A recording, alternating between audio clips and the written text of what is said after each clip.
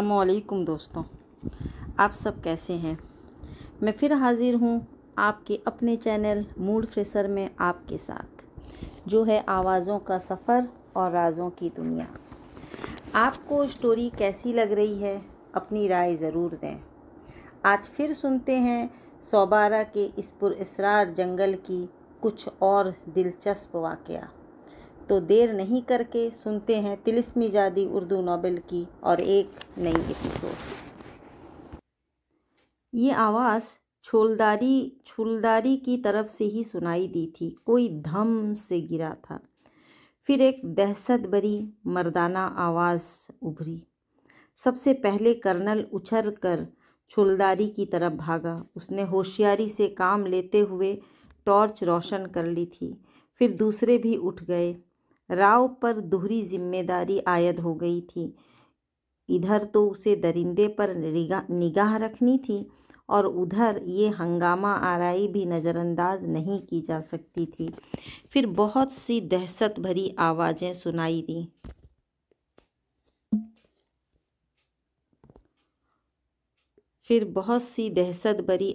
सुनाई दी और राव के एहसाब साथ न दे सके। उसने अपनी जगह से छलांग लगाई और एक के बाद दिगरे 2 फायर झाड़ियों की तरफ कर दिए। ये दरिंदे को भगाने की कोशिश थी। उसके साथ ही उसने छौलदारी की तरफ दौड़ लगा दी थी। दूसरे लोग भी जाग गए थे और टॉर्चों की रोशनियां एक हौलनाक मंजर उजागर कर रही थी। 2 इंसान आपस में गुत्थम गुत्था थे। उनमें एक तो कंदील थी और दूसरा, उसे राजदेव या राव सिकंदर के अलावा कोई नहीं पहचान सका था। ये दोनों अंधे बूढ़ों में से एक था। कंदील ने उसे बुरी तरह दबोच रखा था और दहशतज़दा अंदाज में उसे भसोड़ रही थी। उसके दांतों से खून टपक रहा था और बूढ़ा लहूलुहान था। गज़ाल ने सूरत हाल का अंदाज़ा लगाकर इन दोनों पर छलांग लगा दी और बूढ़े को कंदील से छुड़ाने की कोशिश करने लगा। वो इसमें कामयाबी के करीब ही था कि कंदील ने उसे देखा। उसकी आंखें दहक रही थीं।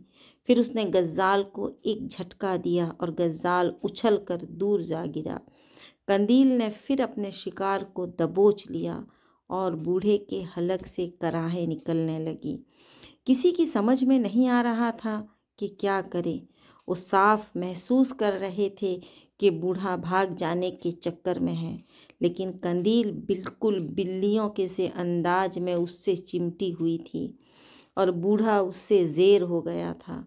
वैसे वो ये भी महसूस कर रहे थे कि खुद बूढ़ा कंदील को नुकसान पहुंचाने की कोशिश नहीं कर रहा था और सिर्फ मुदाफ़हत में मशरूफ़ है, मगर उसकी एक ना चल रही थी। राव ने बमुश्किल तमाम कहा, राज, इधर देखो, सामने झाड़ियों में दरिंदा है। ये अल्फाज अदा करके वो खुद कंदील के करीब पहुंचा और उस बूढ़े को छुड़ाने की कोशिश करने लगा। बमुश्किल तमाम वो उसमें कामयाब हो सका था, लेकिन एक लम्हे में ही उसे एहसास हो गया था कि अब बूढ़ा बेजान है। कंदील ने झुककर बूढ़े की मुट्ठियां खोल दी और उनमें से कोई शय निकालने लगी। राव ने देखा वो लकड़ियों के वही टुकड़े थे जो लाश के बदन पर जेवर की शक्ल में मौजूद थे और अब कंदील की तहवील में थे। हर शख्स जाग गया था और सकते की सी कैफियत में था। गज़ाल कंदील के धक्के से बुरी तरह गिरा था और शायद दोबारा कंदील के पास आने की जुर्रात नहीं कर सका था। इतनी देर में राव सिकंदर बूढ़े को कंदील की गिरफ्त से निकालने में कामयाब हो चुका था, लेकिन बूढ़ा जिंदा न था। उधर राजदेव ने राव के अल्फाज सुने थे और दरिंदे के शिकार के लिए चौकस हो गया था। लेकिन अगर दरिंदा झाड़ियों में मौजूद भी था तो उसे हड़बोड़िंग से वहशतज़दा होकर भाग गया था। बंदरों की आवाज़ें भी बंद हो गई थीं। कंदील ने लकड़ी के टुकड़े समेटे और अपनी छौलदारी में दाखिल हो गई। कर्नल, ये इन्हीं दोनों बूढ़ों में से एक है जिनके बारे में मैंने तज़किरा किया था। हो सकता है दूसरा बूढ़ा भी आसपास मौजूद हो। गज़ाल, तुम कंदील के पास बैठ जाओ, उसे कोई खतरा पेश आ सकता है, कर्नल ने कहा।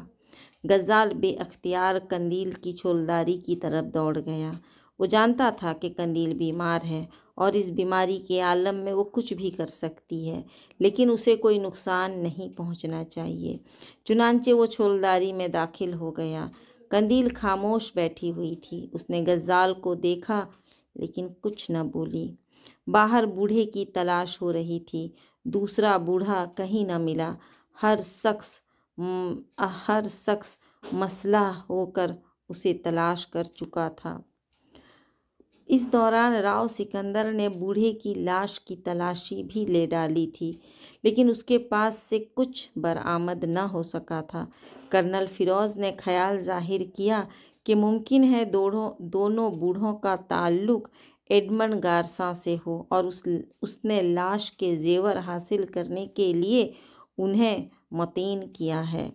कर्नल की ये बात काफ़ी वज़न रखती थी, लेकिन राजदेव ने कहा, इन बूढ़ों के बारे में आपका क्या ख्याल है? कर्नल, कम से कम ये सफ़ेद फार्म नहीं है। मकामी लोग भी उसके लिए काम कर सकते हैं। सिरातू बता सकेगा कि क्या इनका ताल्लुक सोबारा से है? नहीं सर, सोबारा के हर आदमी को मैं जानता हूँ। इस आदमी को मैंने इधर कभी नहीं देखा। वैसे कर्नल का कहना दुरुस्त लगता है। इसके अलावा और क्या सोचा जा सकता है? ये बात भी यकीनी है कि जिस तरह हम लोग जानते हैं कि गारसा इस जंगल में दाखिल हुआ है, उसी तरह गारसा भी हमारी मौजूदगी से वाकिफ़ है। राव सिकंदर के इन अल्फाज से किसी ने इख्तिलाफ नहीं किया था। रात आँखों में गुजर गई।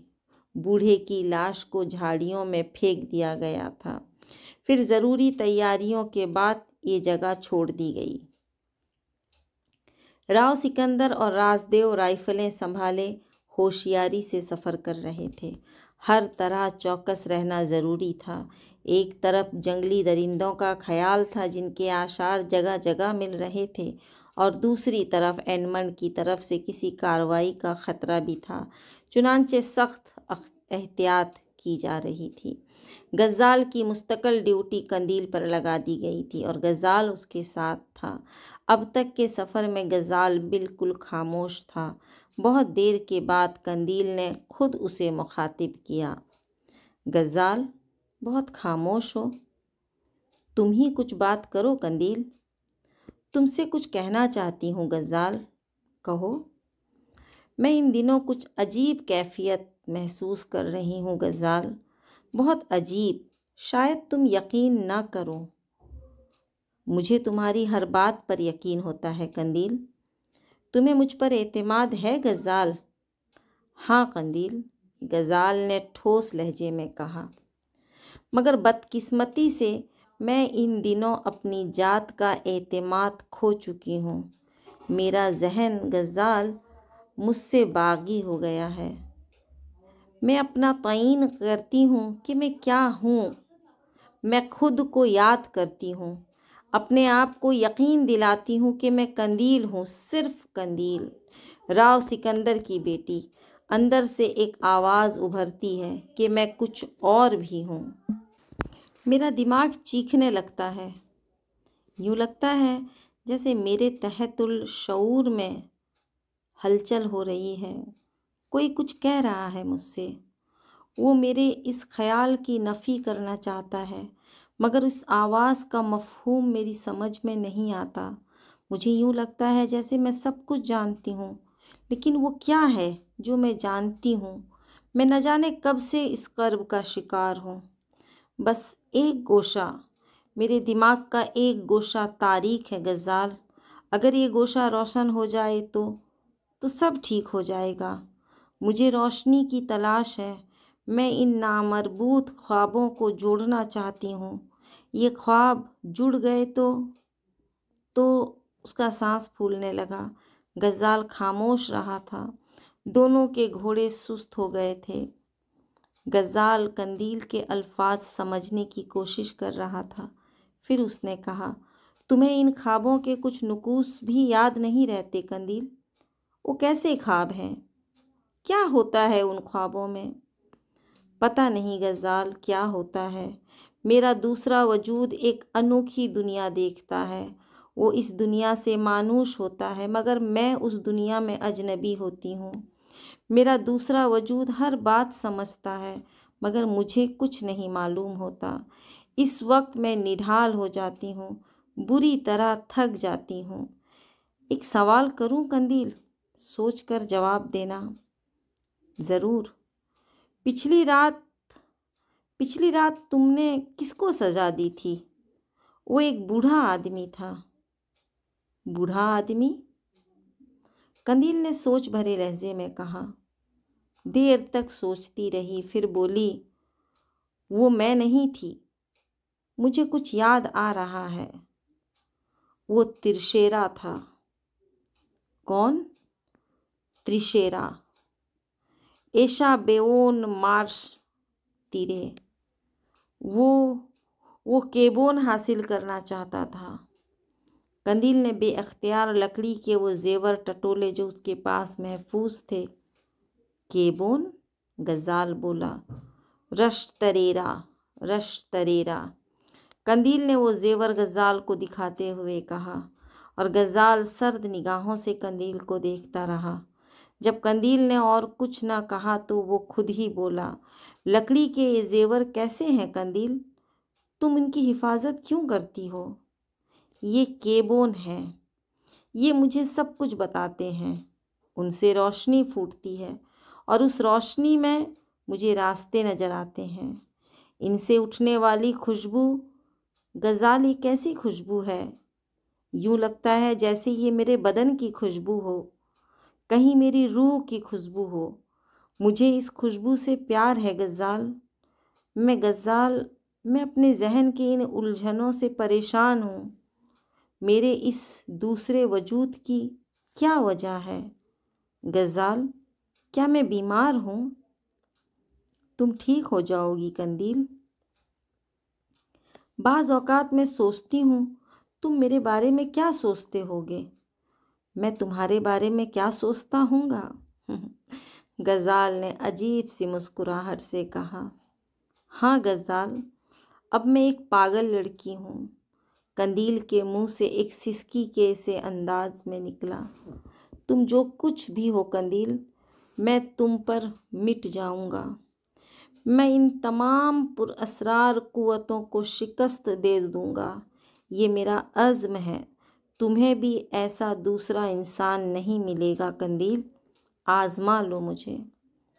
खुदावंद आलम मुझे किसी दूसरे इंसान का तस्वुर भी न दे। गज़ाल, एक बात कहूँ? हाँ, ज़रूर कहो। गज़ाल, तुम मुझसे शादी कर लो। मुझे गज़ाल न जाने क्या क्या ख्याल आते हैं। मैं वो सब कुछ अल्फाज में नहीं कह सकती जो मैं सोचती हूँ। तुम मुझसे शादी कर लो गज़ाल। हो सकता है तुम्हारी ज़िंदगी का एक हिस्सा बनकर मैं तकसीम ना हो सकूं। फिर गज़ाल, तुम मेरी ज़िंदगी के मालिक बन जाओगे। गज़ाल का दिमाग झंझना कर रह गया। अजीब अल्फाज थे, अनोखा तस्वुर था। शादी? मगर कैसे? क्या यहाँ इन जंगलों में, इस वहशतनाक माहौल में? शादी? एक फायर की आवाज़ उभरी और सब उछल पड़े। घोड़ों ने कनूतियाँ बदलीं और सब ने लगामें खींच लीं। राइफलें सीधी हो गईं। फायर करने वाला सिरातू था, जो अपने घोड़े का रुख बदलकर अक़ब में देख रहा था। राजदेव ने घोड़े को एड़ लगाई और सिरातू के पास पहुंच गया। उसने देख लिया था कि फायर सिरातू की राइफल से हुआ है। सिरातू उसके करीब पहुंचते ही बोला, शर, चीता। वो एक खतरनाक चीता था। मैंने उस पर गोली चलाई है। कहाँ? राजदेव ने राइफल सीधी करके कहा। कोई चीज़ अकबी दरख्तों की जड़ों में उगी हुई झाड़ियों में उछली थी और राजदेव को यकीन हो गया कि सिरातू ने कोई कार्रवाई कर डाली है, लेकिन दावे से ये नहीं कहा जा सकता था कि जिस चीते पर उसने गोली चलाई है वो हलाक हो गया है। और राजदेव जानता था कि ज़ख्मी चीता कितना खतरनाक हो सकता है। चुनांचे उसकी तेज़ निगाहें थोड़ी दूर तक का जायज़ा लेती रहीं। इस दौरान राव सिकंदर भी उसके पास पहुंच गया था और राजदेव ने उसे सूरत हाल बता दी थी। फिर वो दोनों घोड़े से उतरकर पोजीशन लेते हुए उस जानिब बढ़ने लगे जहां अब भी कुछ आहटें सुनाई दे रही थी और घास हिल रही थी। उन्होंने गहरी निगाहों से झाड़ियों में देखा, लेकिन फिर उन्हें अंदाज़ा हो गया कि हिलने वाली चीज़ कम से कम चीता नहीं है, क्योंकि उसका जिस्म नज़र आना चाहिए था। चंद ही लम्हों के बाद वो उस जगह पहुंच गए और वहां उन्होंने एक बंदर को खून में लथपथ देखा। उसके निचले धड़ में गोली लगी थी और वो अपने अगले दोनों हाथों से बदन को घसीटने की कोशिश कर रहा था। राजदेव और राव सिकंदर ने गहरी सांस ली। इस दौरान सिरातू भी उनके पास पहुंच गया था। उसने भी बंदर को देखा और बौखलाए हुए अंदाज में बोला, sir, by God, by God, वो चीता था शर। मेरी आंखें धोखा नहीं खा सकती, वो चीता ही था। राव सिकंदर ने सिरातू का चेहरा देखा। सिरातू बहरतौर जंगलों का बासी था। ऐसी गलतफहमी का शिकार तो नहीं हो सकता, लेकिन अब चीते को कहाँ तलाश किया जाता। हो सकता है सिरातू ने चीते पर गोली चलाई हो और कोई बंदर दरमियान में आ गया हो। चीते का आसपास पता नहीं था। दोनों वापस पलट पड़े और अपने घोड़ों पर सवार हो गए। उसके बाद ये तय किया गया कि राव सिकंदर बिल्कुल पीछे रहे और सिरातू के साथ अकब का जायज़ा लेता रहे और राजदेव इस काफिले के आगे आगे सफ़र करे।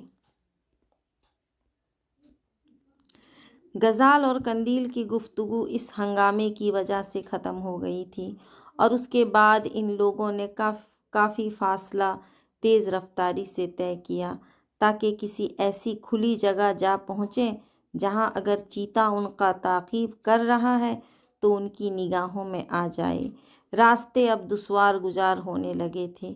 बाद जगह जंगल के दरख्तों में लंबी लंबी जटाएं लटकी हुई थी जो रास्ते रोक रही थी और इन जटाओं को काटे बगैर आगे का सफ़र मुश्किल था।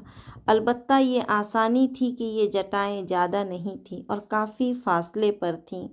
जब जटाओं का ये सिलसिला तवील हो गया तो उन्होंने थोड़ा सा रुख तब्दील कर दिया। जंगल के हौलनाक मनाजिर, जानवरों की आवाज़ें और सनसनीखेज़ माहौल सबको खामोश किए हुए था, यहाँ तक कि सूरज सरों पर से गुज़र गया और जब शाम हुई तो उन्हें कदरे एक साफ़ सुथरा इलाका नज़र आया जो छोटी मोटी झाड़ियों से ज़रूर भरा हुआ था, लेकिन ज़मीन हमवार थी और उस पर सिलेटी रंग की हल्की हल्की रेत बिखरी हुई थी। क़याम के लिए यही जगह मुंतखब की गई और घोड़े खाली कर दिए गए। छोटी छोटी छोलदारी नस्ब कर ली गई और ज़िंदगी के मामूलात में दिलचस्पी ली जाने लगी। सिरातू और कर्नल फ़िरोज़ राइफ़लें थामे हुए ड्यूटी पर मुस्तअद हो गए, क्योंकि जूं जूं जंगल घना होता जा रहा था और आबादी के नुकूश ख़त्म हो चुके थे, उनकी मुस्तअदी में इजाफ़ा हो गया था। वैसे भी दोनों शिकारियों की नज़रों ने ये बात भांप ली थी कि जंगल में जानवरों की काफ़ी तादाद मौजूद है जो पहले की निस्बत ज़्यादा थी और खूनखार दरिंदों के लिए ज़रूरी नहीं कि वो वक्त का इंतज़ार करें, किसी भी लम्हा उनकी तरफ से हमला हो सकता था। एक अजीब सी कैफियत थी। प्रोफेसर गौरी और भरत चंद्र ख़ास तौर से इस कैफियत से मुताशिर थे, क्योंकि वो आम ही दुनिया के लोग थे।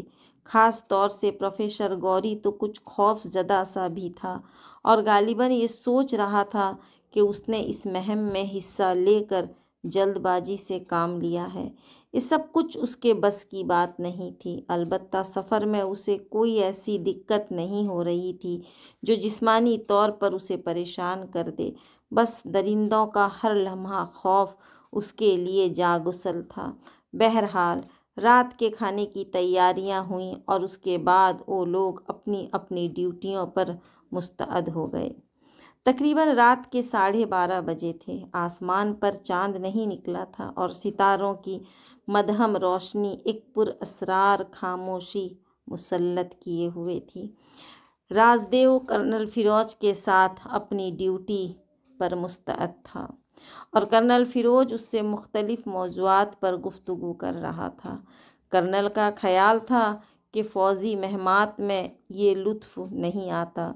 इस वक्त ज़रा कैफियत मुख्तलिफ होती है, जबकि यहाँ माहौल से लुत्फ़ अंदोज़ होने के मौके मुयस्सर हैं। अचानक ही कर्नल फिरोज़ ने राजदेव को एक सिमत मुतवज्जा किया और राजदेव चौंक कर उधर देखने लगा।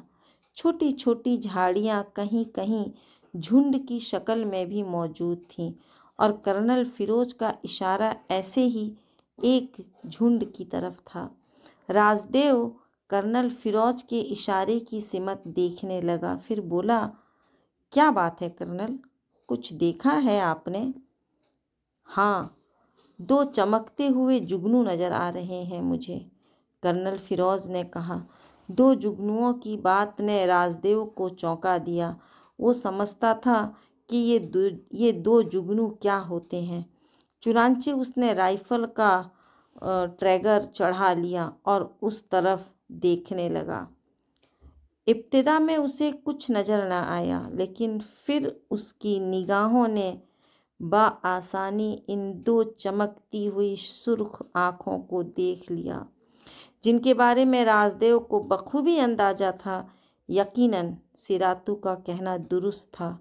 चीता बड़ी होशियारी से उनका ताक़ीब कर रहा है।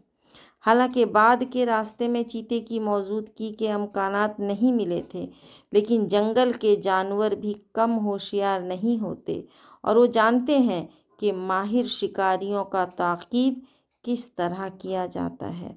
यहाँ तक कामयाबी से सफ़र करके चीता उनके करीब पहुँच गया था, लेकिन उसने जगह का इंतखाब सही नहीं किया था और यहाँ से वो शिकार हो सकता था। राजदेव एक चुस्त और चालाक शिकारी की मानिंद चीते की आँखों का जायज़ा लेता रहा। उसने फैसला किया कि इतने ही फासले से चीते पर हमला कर दिया जाए ताकि अगर वो हलाक न हो सके और ज़ख्मी होकर आगे बढ़े तो उसे दूसरे फायर का निशाना बनाया जा सके, क्योंकि झाड़ियों के इस झुंड के आसपास की जगह साफ़ सुथरी थी और अगर चीता झाड़ियों से निकलकर भागता है तब भी ख़ास तौर से राजदेव की निगाहों में आ सकता है। चुनांचे वो तैयार हो गया। उसने कर्नल को भी इशारा किया और उसके बाद चीते की दोनों आँखों का निशाना बनाकर दरमियान में फायर कर दिया। राइफल की हौलनाक आवाज़ ने माहौल का सन्नाटा बुरी तरह मजरूह कर दिया। झाड़ियों में छुपे हुए परिंदों ने फड़फड़ाए और उसके साथ ही राजदेव खड़ा हो गया। उसने दफ्तन किसी स्याह धब्बे को झाड़ियों में से उछलकर अकबी सिमत जाते हुए देखा था।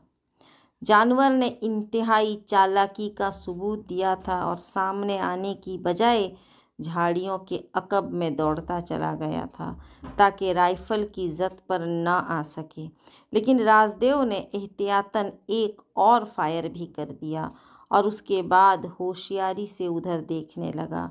ये एक फितरी चीज़ थी कि सोने वाले फायर की इस आवाज़ से जाग उठें।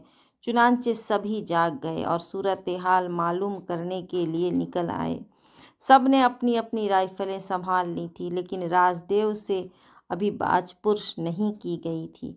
राजदेव चंद लम्हा साकत रहा, फिर उसने कर्नल फिरोज से कहा कि वो टॉर्च संभाल ले और उसके बाद राव सिकंदर को वहाँ मुस्तअद करके वो आगे बढ़ने लगा।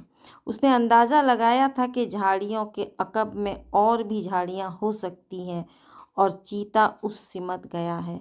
चुनांचे वो आहिस्ता आहिस्ता एक एक कदम चौंकते हुए आगे बढ़ते रहे और फिर झाड़ियों के नज़दीक पहुंच गए। कर्नल फिरोज़ ने अभी टॉर्च रोशन नहीं की थी, लेकिन तारों की छाँव में उन्होंने अकबी सिमत का जायजा लिया। अकबी सिमत में तकरीबन 1 फरलांग तक जो झाड़ियाँ बिखरी हुई थीं, उनमें तमाम झाड़ियाँ छोटी छोटी थीं और एक भी झाड़ी ऐसी नहीं थी जिसमें दरिंदा पनाह ले सके।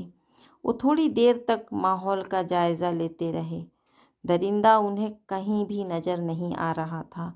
राजदेव ने यह अंदाज़ा लगाने के लिए कि दरिंदा अगर हलाक नहीं हुआ है तो क्या ज़ख्मी भी नहीं हुआ, कर्नल फिरोज़ के हाथ से टॉर्च ली और ज़मीन पर टॉर्च की रोशनी डालने लगा। उसकी निगाहें खून के धब्बे और कदमों के निशानात तलाश कर रही थीं। झाड़ियों के बिल्कुल अकब में उसे कदमों के जो निशानात नज़र आए, उन्होंने राजदेव को पागल कर दिया। ये साफ साफ इंसानी कदमों के निशानात थे, 100% इंसानी पाँव जो दूर तक चले गए थे। राजदेव फटी फटी निगाहों से इन निशानात को देखता रहा और फिर उसने झाड़ियों के झुंड में घुसने का फैसला कर लिया। हालांकि ये खतरनाक काम था, लेकिन कर्नल फिरोज़ को वहीं मुस्तअद करके वो झाड़ियों में घुस गया। झुंड इतने वसी भी नहीं थे कि उसे बहुत ज़्यादा दिक्कत होती। उसने तमाम झाड़ियाँ खंगाल डालीं, लेकिन झाड़ियों में कुछ नहीं था। यानी वो 2 सुलगती हुई आँखें जो यकीनी तौर पर किसी जानवर की थी, गायब हो चुकी थी। लेकिन ये इंसानी कदम जो बिल्कुल ताज़ा थे, कम से कम राजदेव की निगाहें इस सिलसिले में धोखा नहीं खा सकती थीं। झाड़ियों से निकलने के बाद उसने कर्नल फिरोज़ को साथ लिया और जहाँ तक बआसानी जा सकता था वहाँ तक गया। कदमों के निशानात का सिलसिला ख़त्म नहीं हुआ था, वो दूर तक चला गया था। यूँ लगता था जैसे वो जो कोई भी था, दौड़ता हुआ काफ़ी कुव्वत से आगे निकल गया है। फिर राजदेव खुद ही रुक गया और उसने कहा, आइए कर्नल, वापस चलें। मगर राजदेव, ये तो इंसानी कदमों के निशानात हैं। हाँ, तो क्या वो कोई इंसान था? इसके अलावा और क्या कहा जा सकता है कर्नल? लेकिन वो आँखें, क्या किसी इंसान की आँखें इस तरह चमक सकती हैं? राजदेव ने कोई जवाब नहीं दिया और वो वापस अपने साथियों के पास पहुंच गए। राजदेव से सूरत हाल मालूम की जा रही थी, लेकिन राजदेव खामोश था। अलबत्ता कर्नल फिरोज़ के लिए ये वाक़या इतना हैरतनाक था कि वो एक लम्हा बर्दाश्त न कर सके और सबको तफसीलात बताने लगे। हैरत की बात थी, सब ही हैरान हो गए, लेकिन इस पुरअसरार मामले का कोई हल दरियाफ्त नहीं हो सका। नतीजे में खामोशी के सिवा और क्या किया जा सकता था। अलबत्ता काफ़ी देर तक इस बारे में चैमंगुइयाँ होती रहीं। फिर राव सिकंदर ने कहा,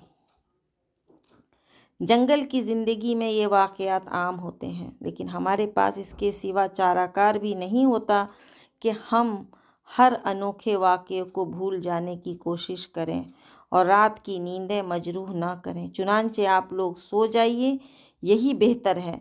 दूसरे दिन के लिए चाक व चौबंद रहना ज़रूरी है। किसे नींद आई और किसे ना आ सकी ये तो वही लोग जानते थे, लेकिन राव सिकंदर और राजदेव कर्नल फिरोज के साथ मिलकर इस पुरअसरार वाक़े पर अच्छी तरह गौर करते रहे थे। शिकारी ज़िंदगी में नींदों का तसव्वुर ज़रा मुश्किल ही हो जाता है। कितना सोना है और कितना नहीं सोना, ये बात एक शिकारी ही जानता है। अलबत्ता आम लोगों के लिए ये तसव्वुर ही बड़ा अजीब है कि सोए बगैर कई दिन तक सफ़र जारी रखा जाए। अलबत्ता ये ज़रूर तय कर लिया गया था कि जब थकन ज़्यादा होगी, जब थकन ज़्यादा हो जाएगी तो फिर 1-2 दिन किसी जगह बाकायदा क़याम करके नींद पूरी कर ली जाएगी, ताकि आगे के सफ़र के लिए कोई दिक्कत दरपेश न हो। राव सिकंदर और राजदेव आपस में बहुत से मौज़ूआत पर गुफ्तगू करते रहे थे। ये पुरअसरार वाक़यात उनके लिए बाइसे हैरत नहीं थे, क्योंकि सभी जानते थे कि वो एक पुरअसरार वजूद का मामला हल करने के लिए निकले हैं। अलबत्ता इंसानी जहन अजायबात को आसानी से कबूल नहीं करता, इसलिए उनके अल्फाज में हैरत ज़रूर शामिल रहती थी। ये तसव्वुर भी कायम किया गया था कि एडमंड गार्सा इन रास्तों से नहीं गुजरा है, क्योंकि इस चमकदार रेत पर जीप के टायरों के निशानात लाजमी होने चाहिए थे, जो अब तक के सफ़र में उन्हें नज़र नहीं आए थे। हो सकता है एडमंड गार्सा उनसे ज़्यादा मुनासिब रास्तों पर सफ़र कर रहा हो, लेकिन वो इंसान कौन था जो उनका ताक़ीब कर रहा है? और वो इंसान है या दरिंदा? वो चमकती हुई आँखें कम से कम राजदेव तो नहीं भूल सकता था, जिसके बारे में उसका अंदाज़ा था कि वो किसी वहशी दरिंदे की आँखें ही हो सकती है। लेकिन कदमों के निशानात के मिलने के बाद इस पज़ल का कोई हल उनके पास नहीं था। दूसरे दिन जरा देर से सफ़र शुरू किया गया, क्योंकि दिन की रोशनी में भी इन इंसानी कदमों पर तहकीक की गई थी, और राजदेव भरत चंद्र के साथ इन कदमों के निशानात पर दूर तक गया था। ये सफ़र घोड़ों पर किया गया था। निशानात का सिलसिला लामतना ही था। तकरीबन 1.5 मील तक वो चले गए थे और कदमों के निशानात साफ नज़र आ रहे थे। ये निशानात यहाँ से भी आगे बढ़ गए थे। उससे ज़्यादा दूर जाना मुनासिब नहीं था। चुनांचे राजदेव वहाँ से वापस पलट पड़ा और उसके बाद नाश्ता वगैरह करके आगे सफ़र शुरू कर दिया गया। सिरातू को इन दोनों ने अपने दरमियान में ले लिया था और वो अपने इस मसले का हल चाहते थे, जो रात ही को उनके जहन में पैदा हुआ था। राजदेव ने कहा,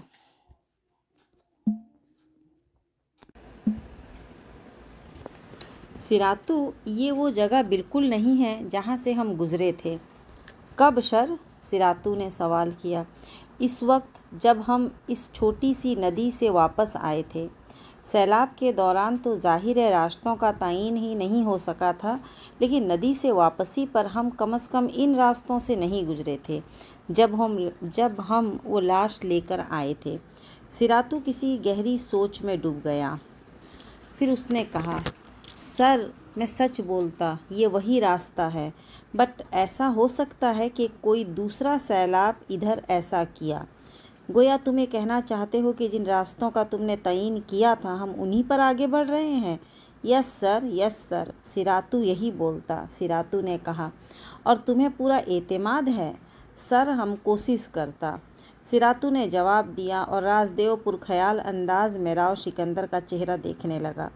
इस बात के अमकानात हैं कि जंगलों में तब्दीलियां हुई हों। सिरातू, तुम हमारे साथ जंगल के इस हिस्से तक जाने के बाद कभी इस नदी तक दोबारा पहुँचे? नो सर, सिरातू ने गर्दन हिलाते हुए कहा। जाहिर है कोई ज़रूरत ही नहीं पेश आई होगी। बहरहाल चलते रहें, क्या हर्ज है? हमें तो इन जंगलों की खाक छाननी ही है। सफ़र के कई दिन गुजर चुके थे और अब ये ज़रूरत महसूस हो रही थी कि कुछ तवील क़याम किया जाए। चुनांचे मुतफ़क्का फ़ैसले के तहत ऐसी जगह का इंतखाब किया जाने लगा जहां वो लोग कुछ दिन तक कैंप कायम कर सकें। हालांकि हर शख्स चाहता था कि अब क़याम कर लिया जाए, लेकिन बेहतर जगह की तलाश में काफ़ी सफ़र तय हो गया और कोई फ़ैसला न किया जा सका। तब वहीं एक जगह मुंतखब कर ली गई जहां इस वक्त सब मौजूद थे। अभी यहाँ सामान वगैरह खच्चरों से उतारा जा रहा था कि अचानक सिरातू दौड़ता हुआ इन लोगों के पास पहुँचा और उसने कहा, सर, दरख्तों का वो झुंड, उधर पानी। सिरातू की आवाज़ पर सब ने उसे चौंक कर देखा। राजदेव ने पूछा, क्या मतलब है तुम्हारा सिरातू? सर, उधर झील है। झील सर, झील। कैसे कह सकते हो तुम? तो दोस्तों, कैसी लग रही है आपको ये स्टोरी? अपनी राय ज़रूर दें। स्टोरी में आगे और भी दिलचस्प वाक़या और राज भरे हुए हैं। आपको भी अगर ये पुरस्कार स्टोरी सुननी है तो मेरे साथ इस जंगल के सफ़र में मेरे हमसफ़र बने रहें। वीडियो अच्छी लगे तो लाइक, शेयर और सब्सक्राइब ज़रूर करें। फिर मिलते हैं एक नई एपिसोड के साथ। तब तक दुआओं में याद रखें। अल्लाह हाफिज़।